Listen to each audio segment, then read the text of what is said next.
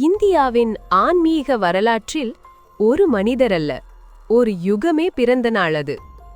உலகின் மிகப்பெரிய இதிகாசமான மகாபாரதத்தை உலகிற்கு அருளிய மகா ஞானி வேதவியாசர். ஆனால் அந்த மகாமுனிவரின் பிறப்பு ஒரு சாதாரண கதையல்ல. இன்று வேதவியாசர் பிறந்த அதிசயமான கதையை உணர்ச்சியோடு காணலாம். வேதவியாசரின் தந்தை பராசர மகரிஷி, மிகப்பெரிய ஞானி, விஷ்ணு புராணத்தை இயற்றியவர். ஒருநாள் யமுனை நதிக்கரையில் பயணம் செய்து கொண்டிருந்தார். நதியை கடக்க வழியின்றி நின்ற அந்த நேரம் அங்கே அவர் கண்ட காட்சி அவரின் வாழ்க்கையை மாற்றியது. அந்த நதியில் மரப்படகில் பயணிகளை அக்கறைக்கு அழைத்துச் சென்ற ஒரு இளம் மீனவ பெண். அவள் பெயர் சத்யவதி. எளிய உடை, அமைதியான முகம். ஆனால் அவளின் கண்களில் தூய்மையும் நேர்மையும் ஒளிந்திருந்தது. அவளிடம் படகில் அழைத்துச் செல்லுமாறு பராசரர் கேட்டார். படகு நகர்ந்தது. ஆனால் முனிவரின் மனம் அமைதியாக இருக்கவில்லை.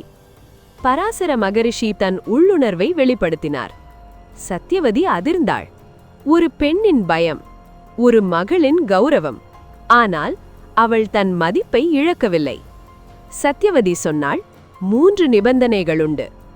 1, யாரும் நம்மை காணக்கூடாது. 2, என் மீன் நாற்றம் மறைந்து என் கற்பு காக்கப்பட வேண்டும். 3, என் மகன் ஒரு சாதாரண மனிதனாக அல்ல, ஒரு மகா முனிவனாக பிறக்க வேண்டும். பராசர மகரிஷி சொன்னார், ததாஸ்து. முனிவரின் யோக சக்தியால் நதியின் நடுவே ஒரு அழகிய தீவு தோன்றியது. அந்த ஒரே நாளில் ஒரு குழந்தை பிறந்தது. கருமை நிறம், ஆனால் ஞான ஒளி நிறைந்த முகம். அவர் கிருஷ்ணன் என அழைக்கப்பட்டார். தீவில் பிறந்ததால் துவைபாயனர், வேதங்களை தொகுத்ததால் வேதவியாசர். முழு பெயர் கிருஷ்ண துவைபாயனர் வேதவியாசர்.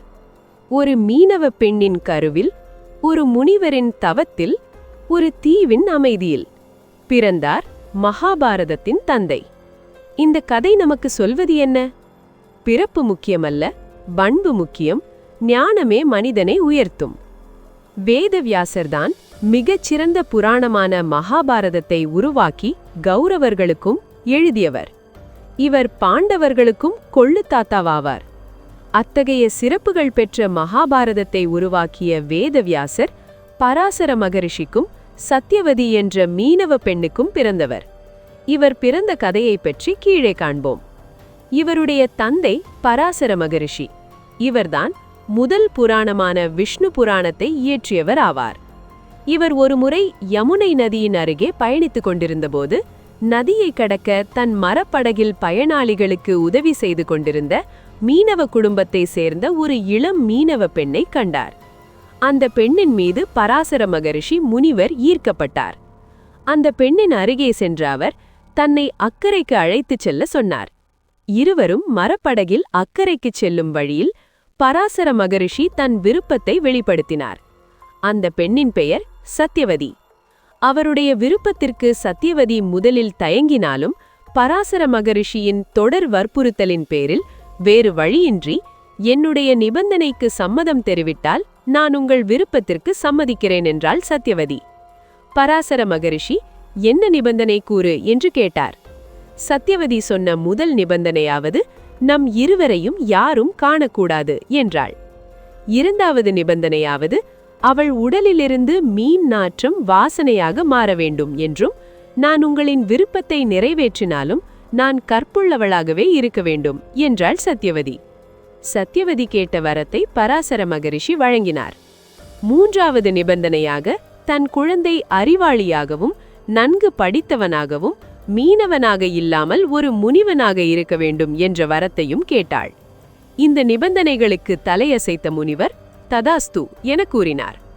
சத்யவதி விதித்த நிபந்தனைகளின்படி நடந்து கொண்டார். பின்னர் இருவரும் அன்றைய தினம் ஒரு தீவில் இல்வாழ்க்கை நடத்தினர். அன்றைய தினம் சத்யவதி ஒரு மகனை பெற்றெடுத்தார். அவர்தான் பின்னர் வேதவியாசர் என அழைக்கப்பட்டார். வேதவியாசர் கருமை நிறத்தில் இருந்ததால் கிருஷ்ணா என்ற பெயரை பெற்றார். மேலும் ஒரு தீவில் பிறந்ததால் அவருக்கு துவைபாயனர் என்ற பெயரும் உண்டு. அதனால் வியாசா என்ற சிறுவனின் முழு பெயர் கிருஷ்ண துவைபாயனர் வேதவியாசர் என்றானது. இதுவே மகாபாரதம் என்னும் மிகச் சிறந்த புராணமான மகாபாரதத்தை உருவாக்கிய வேதவியாசர் பிறப்பின் கதையாகும். இதுபோன்ற பொன்மொழிகள் உங்கள் சிந்தனையை மாற்றலாம், உங்கள் வாழ்க்கையை உயர்த்தலாம். லிங்கை கிளிக் செய்து வெற்றி எக்ஸ் தமிழுடன் இன்றே இணைந்திருங்கள்.